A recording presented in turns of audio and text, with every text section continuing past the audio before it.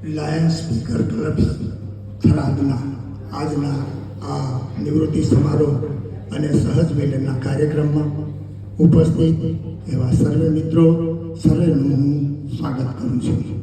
આજના મંતસ્થ મહેમાન મારા સાહિત્યિક ગુરુ અને સદાય જેમના આશીર્વાદ ઉતરે છે એવા શ્રી તકજીભાઈ બારોટ સાહેબ, મારા ઘનિષ્ઠ મિત્ર, સહયોગી, માર્ગદર્શક એવા શ્રી નરેન્દ્રભાઈ માધુ સાહેબ, જેમની સદાય પ્રેરણા અને સ્ત્રોત જે રહ્યો છે એવા લાયન્સ ક્લબના ફાઉન્ડર ચેરમેન શ્રી હેતલભાઈ સાહેબ, અત્યારના લાયન્સ ક્લબ ઓફ થરાદ સિટીના નવનિયુક્ત અને આ ઇન્ચાર્જમાં છે તેવા શ્રી કીર્તિભાઈ આચાર્ય સાહેબ, અને જેમનો મને ખૂબ જો આ કામોમાં મને સફળતા મળી હોય અને ક્યાંય થાકવા ન દીધો તો એવા નામોમાં હિતેશભાઈ, હેતલભાઈ અને હેતલબેન, આ ત્રણ એવા નામો છે કે જ્યારે કોઈ બી કામ હોય, આ હોય તે હોય, તો જવાબદારીનો કોઈ ભાર એમણે આવવા દીધો નથી.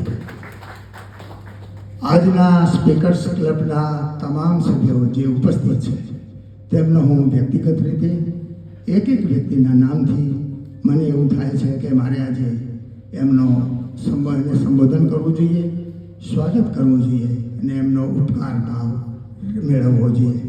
2 વર્ષ સુધી લાયન્સ સ્પીકર ક્લબની ચર્ચા ચલાવી ત્યાં સુધી ઘણા નાના મોટા કામો આ તે થયા, પણ સતત સર્વેનો રસ જળવાઈ રહ્યો અને આખર આવતા આજનો નિર્માણનો દિવસ આવ્યો અને આજે પણ આપણે ખૂબ બધા સાથે મળ્યા છે.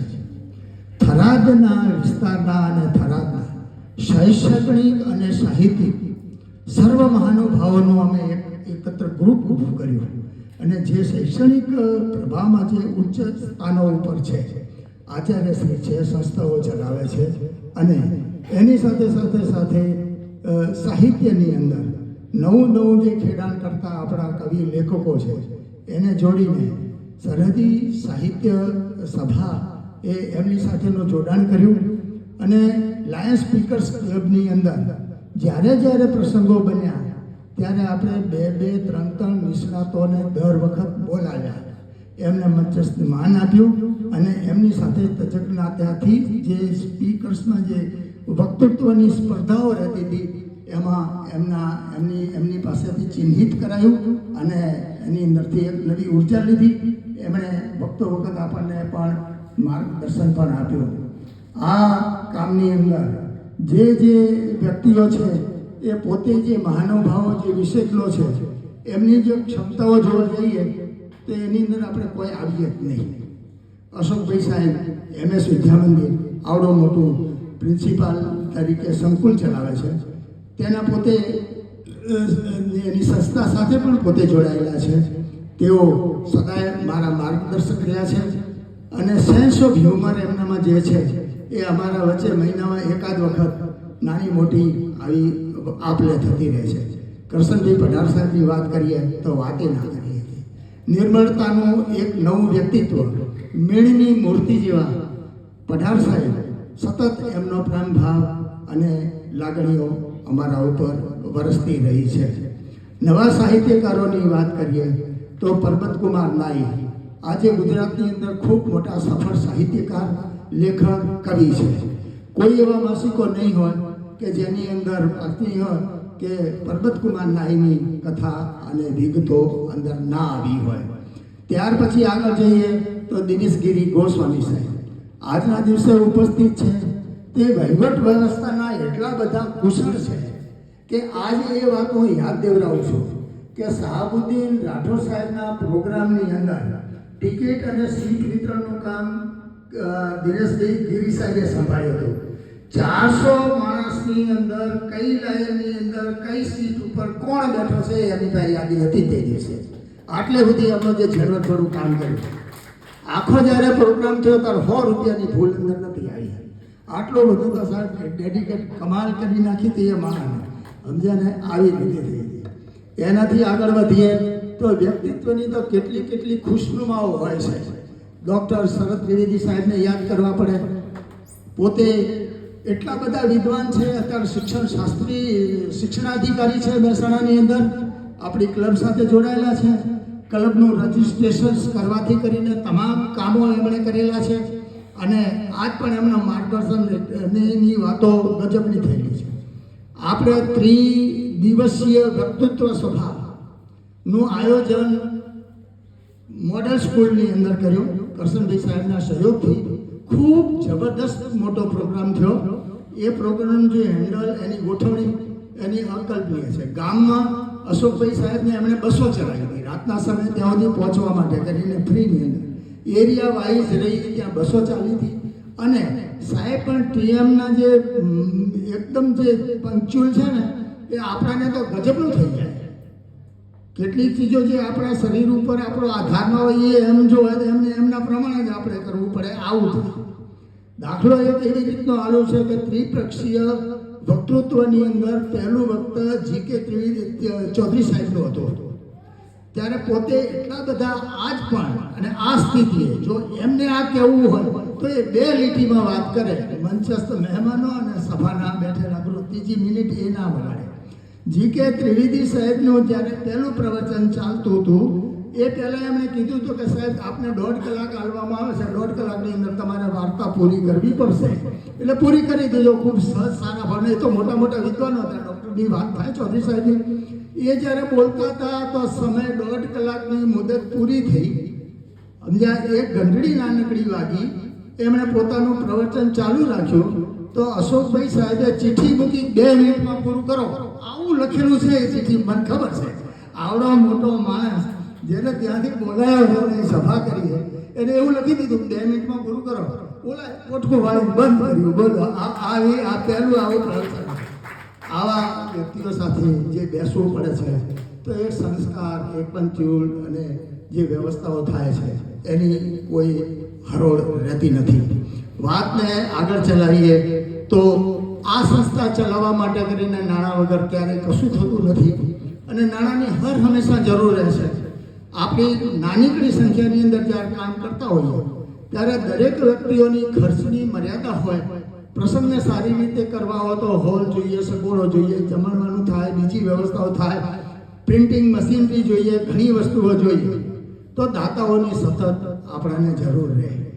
આ લેન્ડ સ્પીકર્સ ક્લબ ચલાવવા માટે કરી આપણને સારા દાતા મળ્યા અને એમણે વખતો વખત એનું યોગદાન આપ્યું અને પોતે પોતાની રીતે એને ખર્ચ આપીને આપણી સંસ્થાના કામોને એમણે કરવામાં આપણને પૂરેપૂરા મદદરૂપ થયા અને આજે જે આપણે આ શરૂઆત કરી શક્યા છીએ એનું આ સફળતાનું એક રહસ્ય એ પણ છે. આજના કાર્યક્રમમાં આપણે દાતાશ્રીઓનું પણ સન્માન કરવાના છીએ અને એમનો ઉપકાર ભાવ એમના પ્રત્યે આપણે પ્રગટ કરવાના છીએ. અમારી જે કારોબારીની જે કમિટી હતી વહીવટી ગ્રુપ એમાં મારી સાથે મનીષભાઈ ચૌધરી સાહેબ અમારા મંત્રી હતા, વસરામભાઈ અમારા ઉપપ્રમુખ હતા. ત્યાર પછી અમારી જે આખી ટીમ હતી તો એ ટીમને પણ મને ખૂબ સહયોગ મળ્યો અને એમણે જે પોતાના કામોની અંદર ખૂબ મદદ કરી અને અમે સમયબદ્ધ રીતે સારા કાર્યક્રમો અમે આપી શક્યા. નવી કમિટીની નિમણૂક થઈ ગઈ છે અને આ જે બોર્ડમાં દેખાય છે હવે પછીની નવી કમિટી છે.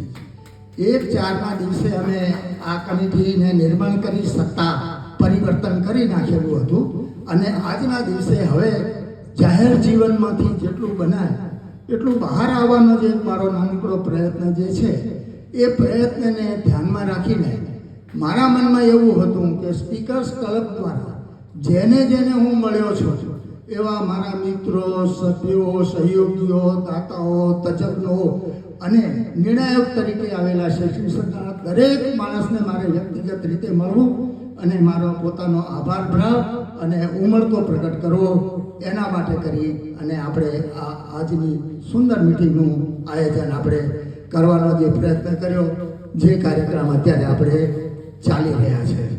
વખતો વખત જ્યારે કાર્યક્રમ થતો ત્યારે હું પણ મિત્ર ભાવથી, બીજી રીતે ઉપકૃત ભાવથી અને સંસ્થાને ઉપયોગી થાય એ રીતે મિત્રોને આમંત્રણ આપતો અને મારી સાથે મિત્રો પણ આની અંદર જોડાતા દર્શક શ્રોતા તરીકે પણ કામ કરતા ને ઘણા મિત્રો આવ્યા પછી એમણે જોયા પછી આપણી સાથે સંસ્થામાં જોડાણા છે અને સભ્ય પણ થયા છે. શ્રી ગોવિંદભાઈ વાડે મારા પરમ મિત્ર છે ને એમની સાથે મારો ખૂબ મોટો સહયોગ રહે છે. હું અહીં જે રહું છું ને પરિવારથી અલગ હોઉં છું, એકલો. એટલે ઘણી વખત એવું બને છે હું ડિપ્રેશનમાં જતો આખો દાડો કંઈ આ છે તે છે. તો માધુ સાહેબ છે, ગોવિંદભાઈ છે, બીજા 2-4 મારા મિત્રો છે, એ હર સમયે મને કંપની પૂરી પાડે છે. પીપી સાહેબ ને હું તો લક્ષણ એક જેવા છીએ. પટેલ સાહેબને અમે ખૂબ મજા આવે છે, સાથે બોલીએ, વાતોચીતો કરીએ અને એવું થાય છે. અમારી તમામ મિટિંગો જો સફળ થઈ હોય એમાં ડેઝર્ટ ઇનનો સ્ટાફ, એનો અમારો જીએમ અને તે ખડે ખડે તૈયારીને વખતો જે પ્રકારના આદેશો અને પરિવર્તનો કર્યા એવું કરી અમારા પ્રસંગો જો સફળ થયા હોય તો આ ટીમનો પણ ખૂબ ખૂબ આભાર મારે માનવો રહ્યો. હવે પ્રશ્ન એવો થાય છે કે નિવૃત્તિ કેમ લેવી પડે? નિવૃત્તિ શબ્દ એવું બતાવે છે કે તમે પ્રવૃત્તિહીન થતા હો એનું નામ નિવૃત્તિ. જનરલમાં આવું થાય. હવે તો પ્રવૃત્તિહીન તો થતા નથી, તો આ નિવૃત્તિની વ્યાખ્યા શું છે એ નાનકડી આપણે ચર્ચાની અંદર જોઈએ. આદિ શંકરાચાર્ય, આપણા ધાર્મિક વડા શંકરાચાર્ય, એમણે પોતે એક વખત એમણે એક લખ્યું છે, એમણે ભજ ગોવિંદમ નામનો એક સંસ્કૃતનો પ્રસિદ્ધ સ્ત્રોત લખ્યો છે. એની અંદર 13 કડીઓ છે. એની પહેલી કડી છે, પહેલી કડી એવી છે કે આદિ શંકરાચાર્ય ચાલતા ચાલતા જાય છે ત્યારે એક કોઈક વ્યાકરણ શાસ્ત્રી નિષ્ણાત 82-85 વર્ષની ઉંમર થઈ ગઈ છે. કાનની ઉપરના જે પાપણના ભ્રમર આટલા મોટા જાડા થઈ ગયા છે.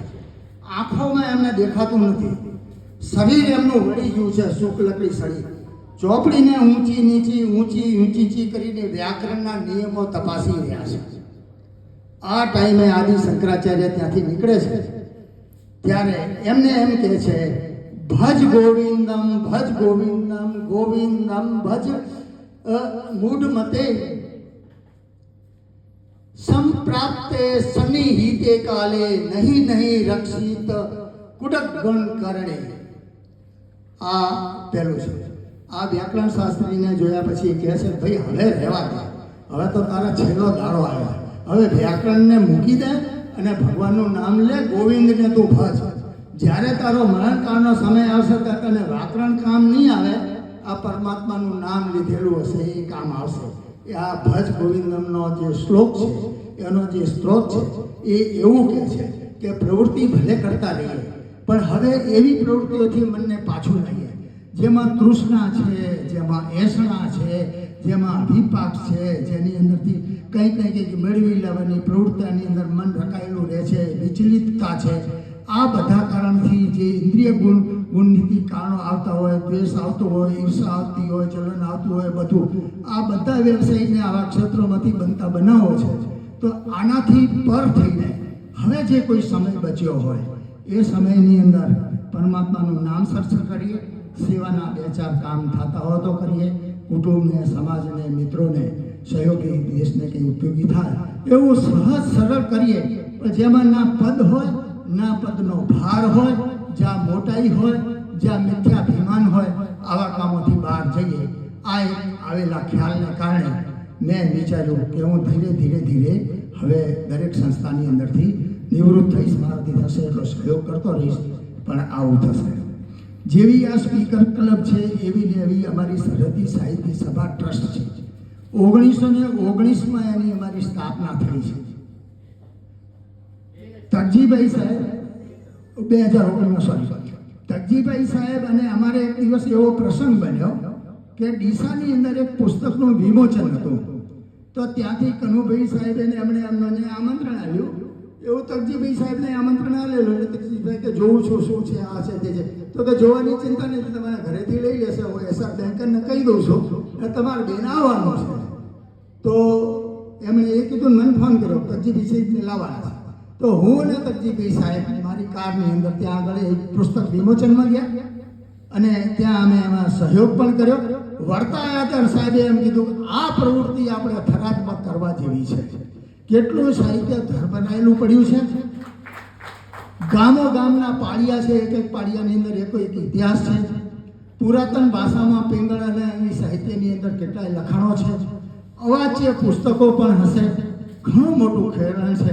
જો આપણે સરહદના ગામોમાંથી એક એવી સંસ્થા ઊભી કરીએ તો આ બધાનું આપણે સંકલન કરી શકશું.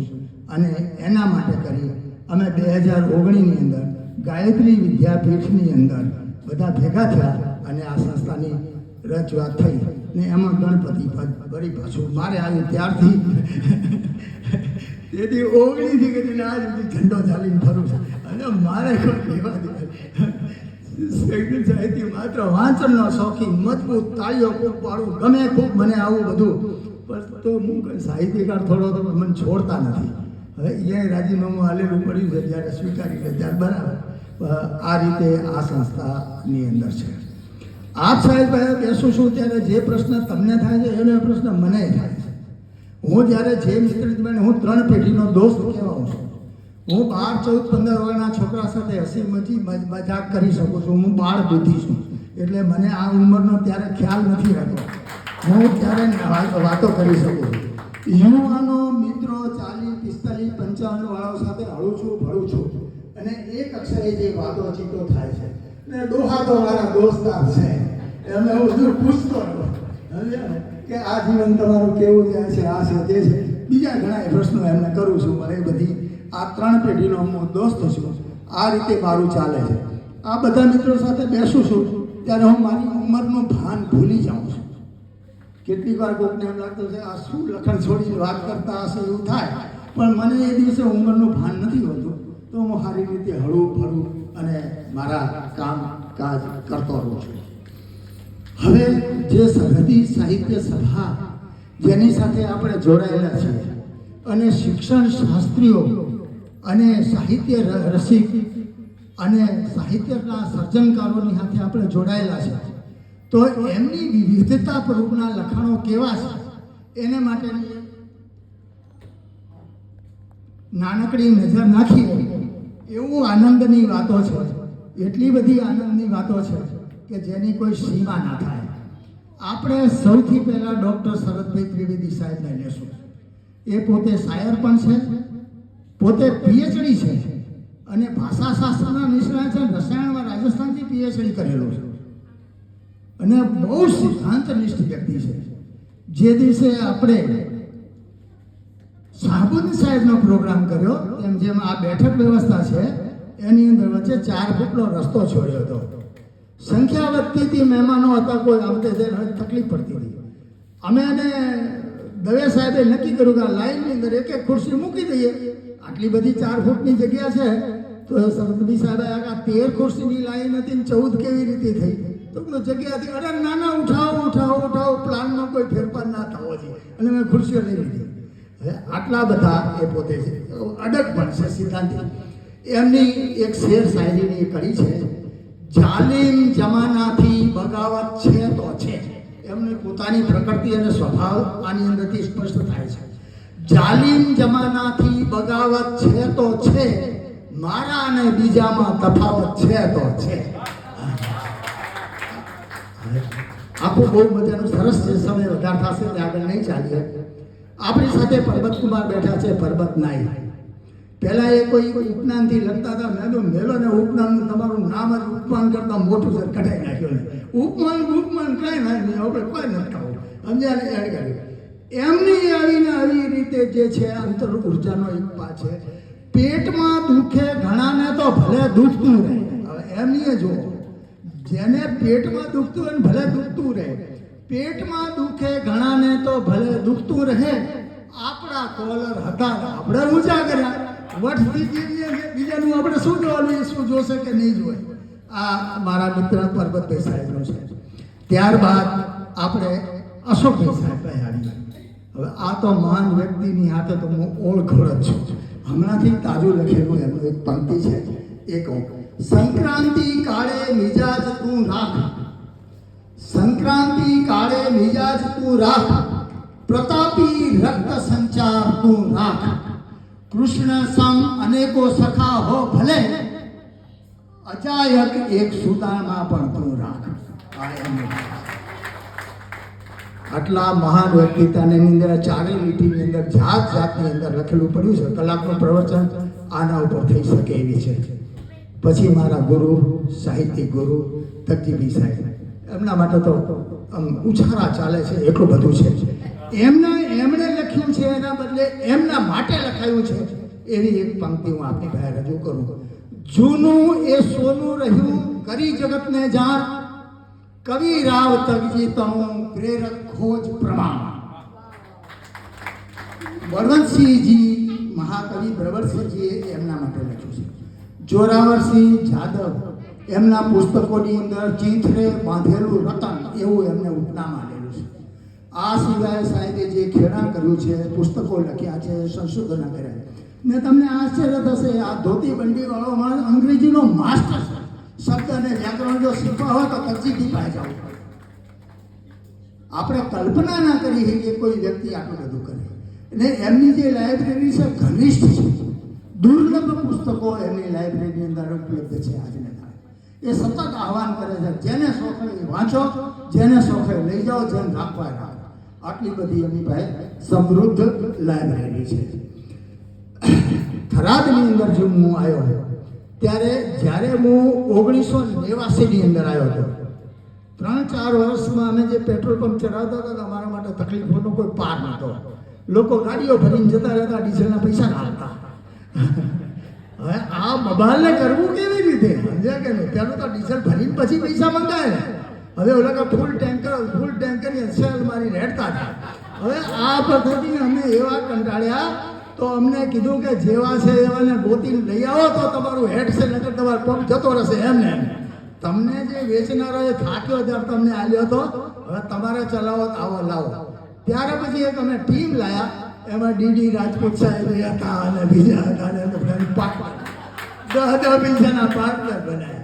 સમજ્યા કે તો સરસ એક આખો લુખાને ગાડીઓ ભરી ના જતા, એટલી તમારી જવાબદારી. 10% અમે બનાવી દેશું. આ રીતે પછી સાહેબ અમારો પંપ ચાલતો રહ્યો. એમની સાથે અમારી ખૂબ ઘનિષ્ઠતા વધી, દોસ્તી હતી. મારા પુત્રના એ મિત્ર છે, ઉંમરના હિસાબે થોડું આદર માન પણ રાખે છે. આવી લીધું. હવે જ્યારે મેં અહીંયા આગળ નવું આજે શોપિંગ કોમ્પ્લેક્સ ચાલુ કર્યું ત્યારે એના પાયા ખોદાતા હતા. ત્યારે અહીંયા આગળ હજુ સુધી બિલ્ડિંગ, પેટ્રોલ પંપનું જે 100 કેસનું જે બિલ્ડિંગ હોય, સેલ્સ હાઉસ જેને કહીએ, એમાં અમે રહીને વહીવટ કરતા ને ચારે બાજુ કામ ચાલતું હતું. ત્યારે ડૉક્ટર મહેશદાન આવ્યા, મહેશદાન ગઢવી. એ આવ્યા એટલે બેઠા, એટલે એમણે વાત કરી કે આ તમારો બિલ્ડિંગ બતાવે, નકશો બતાવો. મેં નકશો બતાવ્યો. એમણે આ જે પ્લોટ છે, આખે આખો પ્લોટ, આ બ્લોક નંબર 4, એ આખે આખો પસંદ કર્યો કે જે ભાવ ભરવો હોય ભરો, આ બ્લોક બનાવી દો. સમજ્યા? તો મેં તો સાહેબ મારે આની અંદર કન્સ્ટ્રક્શન ઊંચી ક્વોલિટીનું છે, નિયમના મુજબનું બાંધકામનું છે, પડતરની બાબતની અંદર તમને પોસાય ના પોસાય કે તમે કાઢી તો હાલો. મેં એમને ભાવતાલ કાઢી હાલે તેની 6.5 કરોડ રૂપિયા મેં એમને કિંમત કરી દીધી.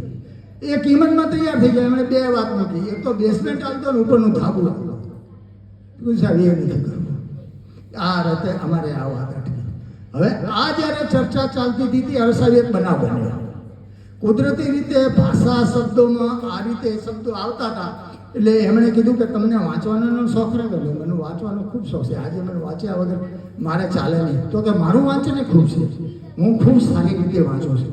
મેં કીધું તમે કેવા પુસ્તકો વાંચો છો? તો એમણે કીધું કે જેની અંદરથી કંઈક જાગૃતતા જાણવા મળે એવા પુસ્તકો વાંચું છું.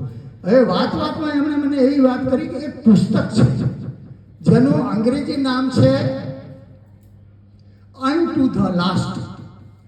જ્હોન રસ્કીને આ પુસ્તક સાહેબ લખેલું છે.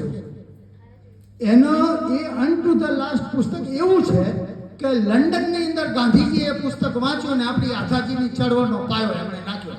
આ પુસ્તકમાંથી જે જ્ઞાન મળ્યું એમાંથી નાખ્યું.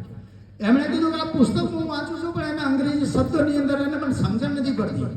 હવે એનો ગુજરાતી અનુવાદ તો થઈ ગયો છે, પણ મને ગુજરાતી અનુવાદના પુસ્તકના નામની ખબર નથી. અને આવું છે. ગઢવી સાહેબે મને આ વાત કરી. મેં એમના બેઠા જ મારા એક મિત્રને ફોન કર્યો મેં તો અન ટુ ધ લાસ્ટનો ગુજરાતી અનુવાદ થયો છે. તમને થોડુંક છે કે હા મને ખ્યાલ છે. સોનેરી નદીનો રાજા આવા નામનું એક પુસ્તકનો એનો અનુવાદ થયેલો છે અને પુસ્તકો મળી શકે છે. મારે એક પુસ્તકની જરૂર છે તો હું લઈને એક બે દિવસની અંદર મોકલી દઈશ. હવે એવું થયું મારા મિત્રે તરત એમના છોકરાને વાત કરીને એમના છોકરાએ ત્યાં પુસ્તક લઈ લીધું. લાગી તો પુસ્તક મળી ગયું ત્યાં કુરિયરને આલ દે. એ કુરિયર 10:30 માગતા મળે. મેં 11 વાગે સાહેબના ટેબલ ઉપર મૂકી દીધું ત્યાં કે આ તમારું પુસ્તક. આ દિવસથી અમારી જે દોસ્તી છે ખૂબ મજબૂત થઈ ગઈ ને આજે પણ સારી રીતે આપણે કરીએ છીએ. જે રીતે જે બૌદ્ધિક વર્ગ સાથે મારું જોડાણ થયું છે એમાં ડૉક્ટરો છે, વકીલો છે, શિક્ષણ સાથી છે, બુદ્ધિજીવ છે, ઇન્ડસ્ટ્રીયાલિસ્ટ છે. આની સાથે સાથે સાથે ધંધો મારી અંદર ખૂબ આગળ વધ્યો. મને એ લોકોનો પ્રેમ ખૂબ મળ્યો. એક દિવસે અમે અખતરા રોડ હું અને તકજીબી સાહેબ અમે ફરવા નીકળ્યા. અમે સૌથી પહેલા અરવિંદ જોશીના ડિસ્કવરીમાં ગયા. પહેલા તો તમારે ત્યાં આવ્યા. તમારા છોકરાએ ફટતીને પૈસા આપી દીધા. કીધું પૂછી લો કે પૂછવું કોઈ નથી, લઈ જાઓ. એટલે અમે એમ તમારી પાસેથી લીધા. પછી ડિસ્કવરીમાં ગયા. અરવિંદ હાજર નહોતા. એણે ફોન કર્યો એટલે સાહેબ માગે યાદ ગયા. ત્યાર પછી હવાઈભાઈની લાઠીએ ગયા. અમે 1100 લેવાના હતા. એમણે અમને 11,000 આપ્યા. કીધું સાહેબ આટલા બધા પૈસાની જરૂર નથી, અમારે તો 11,000નું છે. એટલે ખાલી 11,000 સારું કરીને તમારે આવવું પડ્યું. કીધું તમારે મળવાનું નાનું થયું ને તો અમે 1100 લઈ અને એમ પાછા. ત્યાર પછી અમે મહેશદાનના ત્યાં ગયા, ડૉક્ટરના ત્યાં. અમે જઈએ ને સાહેબ, અમને તે દિવસનો 3 અનુભવ, વાતની જલ્દી ટૂંકી કરું.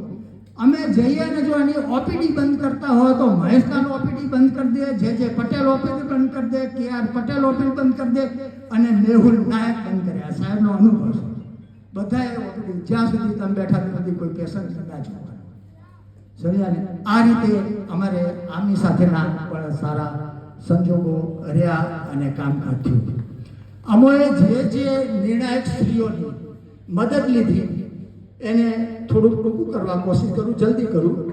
એમાં RV પટેલ સાહેબ આચાર્ય ગાયત્રી વિદ્યાલય, નારાયણભાઈ પટેલ આચાર્ય જનતા હાઈસ્કૂલ, જગદીશભાઈ પ્રજાપતિ સરકારી સાયન્સ કોલેજ, ભાવિકભાઈ ચાવડા સરકારી વિજ્ઞાન કોલેજ, અશોકભાઈ દવે સાહેબ MS Vidya Mandir Tharad, Karshanbhai Padhar model school of Tharad, DS Rajput principal Rajput કન્યા કેળવણી સંકુલ, મહેશ પર્સ આચાર્ય ઉત્તર સરકારી ગુજરાતી વાવ, પરબતભાઈ આચાર્ય શ્રી છે કોઈ સ્કૂલની અંદર ચલાવે છે, દિનેશગીરી સાહેબ ROC બાલોત્રી, ઈશ્વરભાઈ પટેલ આચાર્ય વાવડી, ઈશ્વરભાઈ ચૌહાણ સાહેબ હાજર છે. બહુ મજાનો માણસ છે. ટાઈમ હોય તો અડધો પૂરો કલાક સાંભળવા જેવા છે. તો એ છે ત્યાંના શિક્ષકશ્રી ઉપશિક્ષકશ્રી છે. મહેશભાઈ ડાબી સાહેબ હાજર જ છે. BRC કોર્ડિનેટર ખોડા, વિષ્ણુભાઈ બારોટ અહીં બેઠા છે. વિષ્ણુભાઈ બારોટ રહ્યા ને એમનો પરિચય મને સાહેબથી જ કરાયો હતો. સમજ્યા? દંત કવિ છે. મનને થાય તો બોલી નાખે એવું એમનું વિશાળ વ્યક્તિત્વ છે. પીપા પ્રકાશ આપનું લખેલું છે. પીપા પંથ પ્રકાશ એમનું પુસ્તક લખેલું છે, જોવા જેવું છે. દરજી કોમ રહી, રાજપૂત કોમમાંથી દરજી કોમ કેવી રીતે થઈ એના વર્ણન અને ઇતિહાસ એની અંદર જોડાયેલો છે. ત્યાર પછી તકજીભાઈ સાહેબનું તો પાછળથી આ બધાનું છે એટલા માટે જેટલો વધે સમય એ આલી શકાય એવા પોતે ઉચ્ચ કક્ષાના સાહિત્યજ્ઞ છે. અને શરદભાઈ ત્રિવેદી સાહેબ જે આપણા શિક્ષણાધિકારી અને અમારા સંસ્થાના ઉપપ્રમુખ અને અમે જેના નેચા નીચે કામ કરીએ છીએ એવા પોતે અમને આજ સુધી સતત પ્રોત્સાહન અને મદદ કરતા રહે છે.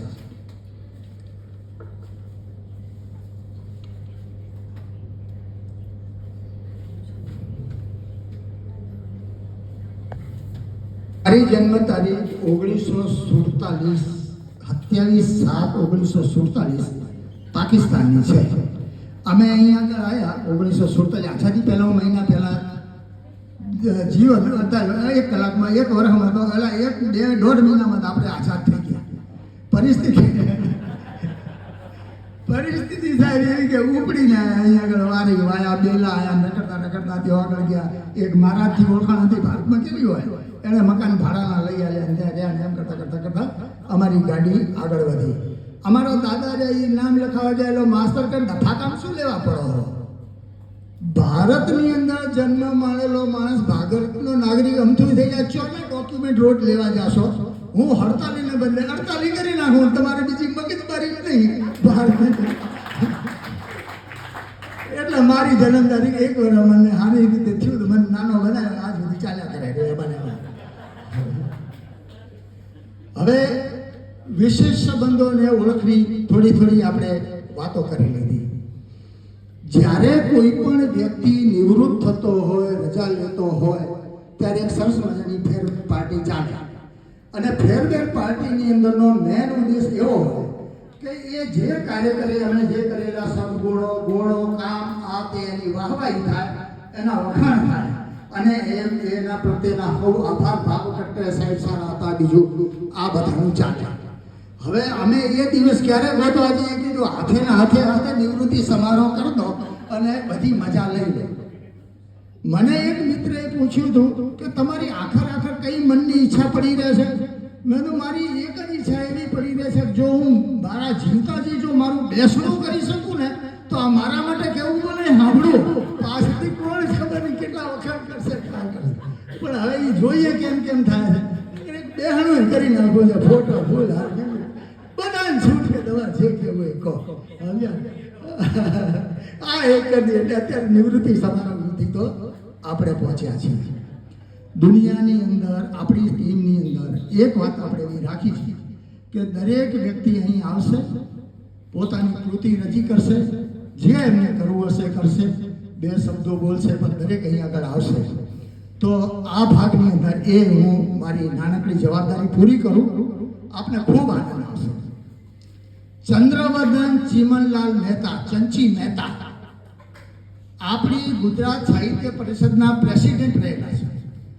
જ્યારે ગુજરાતની અંદર રેડિયો ચાલુ થયો અને ગુજરાતી ભાષામાં, ત્યારે એના સરસંચાલક હતા. ધ્વનિ અને મુદ્રણના કાર્યક્રમો મેં ગુજરાતની અંદર ચંચીએ ચાલુ કર્યા. વિશ્વના દેશોની અંદર ફર્યા, એની અંદર પ્રવાસ કઠરિયા નામનું પુસ્તક લખ્યું. ગજબનું પુસ્તક છે, વાંચી ના શકાય. કહેવાનો મતલબ કે ઉમળકાના ભાવો ઉભરાતા.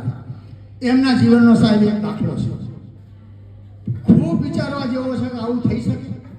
અમે એવું માન્યું હતું કે જલારામ બાપાએ પોતાની પત્નીને એક સંતની સેવા કરવા માટે એને તકલીફ હતી કે મારથી આવું ન થતું, તો હું મારી પત્નીને કહું તમને મદદ કરશે. એના શબ્દોમાં ગમે તેવું હતું આટલું જ કે એમને હેલ્પ કરવાની હતી. બીજો દાખલો ચંચીનો આવો છે.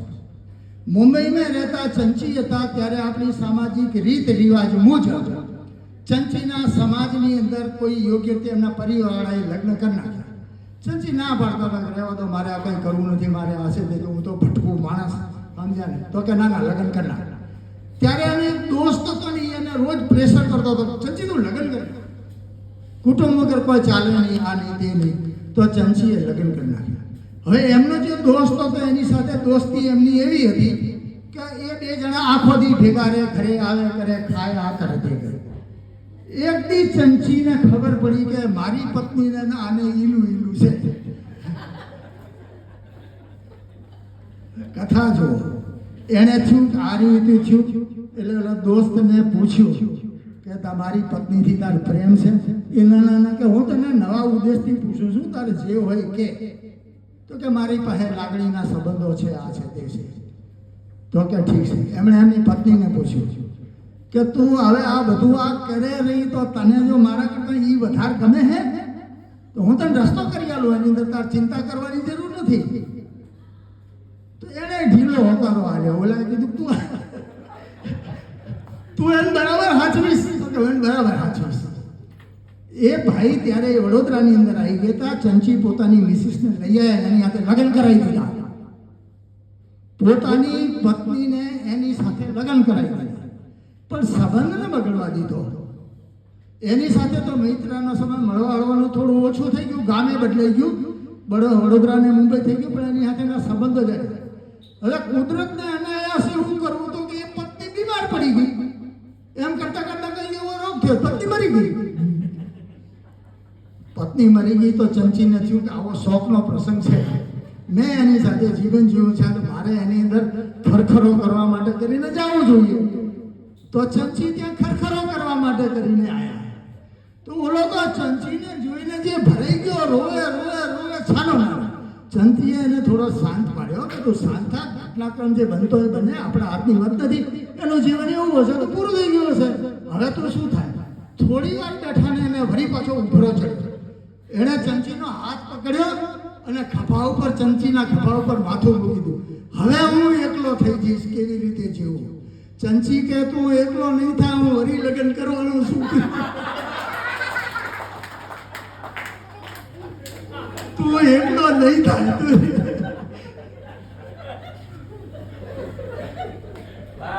આ ચંચી આ સત્ય ઘટના છે. આ એવી નથી. વિનોદ ભટ્ટે પ્રકરણ લખ્યું છે. એ પ્રકરણની અંદર પહેલું પ્રકરણ આપણે લખ્યું છે કે ચંચા જેવા કોણ થઈ શકશે. તો આ વસ્તુ આની અંદર રહી છે. તો ચંચી મહેતા આપણા ખૂબ જાણીતા માનીતા સાક્ષર બહુ મોટા ગજાના એવા કવિ, લેખક, સાહિત્યકાર, નાટ્યકાર ખૂબ હતા. એમનું આકાશદીપ આગગાડી નાટક ખૂબ પ્રખ્યાત થયું, ખ્યાલ હશે સાહેબ. તો આવી રીતે થયું. હવે આવી જે કુદરતી કોમેન્ટો બને છે એનો હિસાબ નથી રહેતો. આચાર્ય રજનીશને એક એવું પાત્ર કે જેના ઉપર એ કોમેન્ટોને એ કરે, એનું નામ મુલ્લા નસરુદ્દીન. રજનીશના હોશોના પુસ્તકો વાંચો તો હસી મજાકનું કોઈ કારણ આવે અથવા મનની કોઈક વાત બીજા ભાવથી કેવી હોય તો મુલ્લા નસરુદ્દીનના નામથી કે. બનાવ એવો બન્યો કે મુલ્લા નસરુદ્દીનનો છોકરાનું નામ યુસુફ હતું. યુસુફ 18 વર્ષનો થઈ ગયો, પુષ્ટ હતો. એના બાજુની અંદર એક કુટુંબ હતું અને એને છોકરી પસંદ પડી ગઈ. છોકરી યાદ એને પ્રેમ થઈ ગયો. થોડું લાંબુ ચાલ્યું એટલે ઓલી છોકરી કે આમને એમ ફરતા ના રહેવાય, તું તારા મા બાપને પૂછી લે. હું મારા મા બાપને પૂછું, રૂપાઈને પૂરું કરીએ. ને મુસ્લિમોમાં આવું કોઈ તો હતું નથી. તો યુસુફે નસરુદ્દીનને કીધું કે મારે આ છોકરી સાથે પ્રેમ છે, મારે બીજા કાંઈ કરવું નથી, આની હાથે જ મારા લગ્ન કરવાના હતા. નસરુદ્દીન કે ના થાય, વાતક ના કરતે કોદાળો. ઓલાએ માથા ઉઠાવી કે નહીં, માને નહીં. તો કેમ એને એની તો શું ખરાબ છે, દેખાવડી નથી, કુસંસ્કારી છે, આપણા સમાજની નથી, સફળ ના થાય એવું કોઈ કારણ છે? તો કે નથી થાય એવું, તારી હગી બેન છે.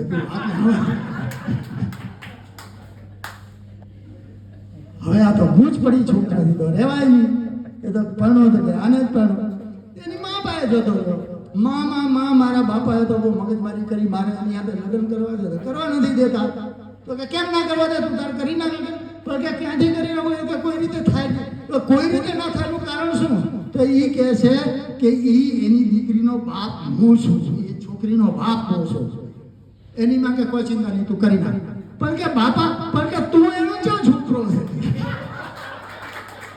ચોથી ભાઈ બેન ત્યાં જાય.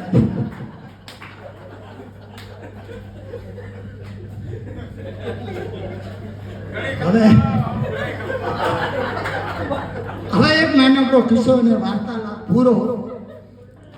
એક રૂપાળી સ્ત્રી હતી અને અબ્બાજાન એને પરણી ગયા. અબ્બાજાન પરણી ગયા, બંનેનું કુટુંબ જીવન સારી રીતે ચાલતું હતું. એને 7 છોકરા છે. 7 છોકરા થયા, બધા રૂપાળા, તગડા, ધોરા, આ તે બધા થયા.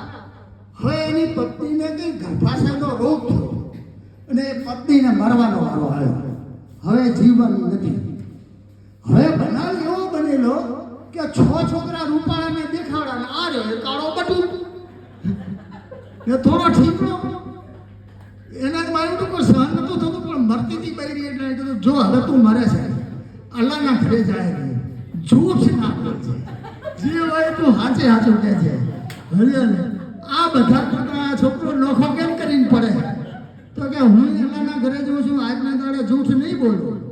અબ્બાજાન તમે નક્કી રહેજો, હું જે કહીશ સાચું કહીશ. આ એક જ છોકરો તમારો છે.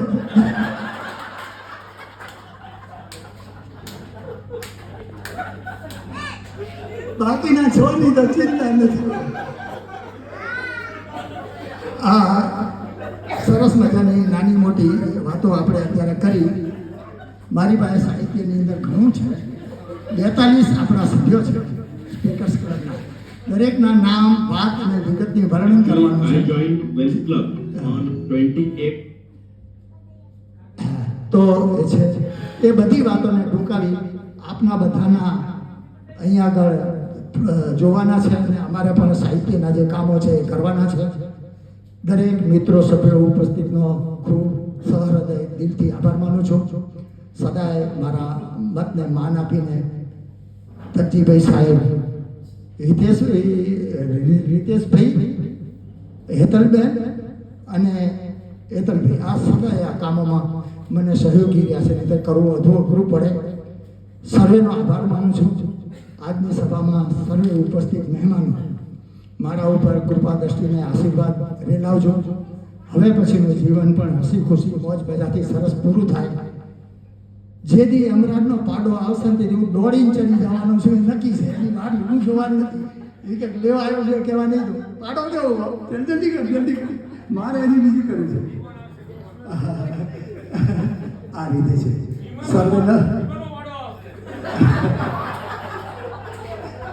સર્વેના આભાર સાથે પુનઃ વ્યક્તિથી માઇક પાછું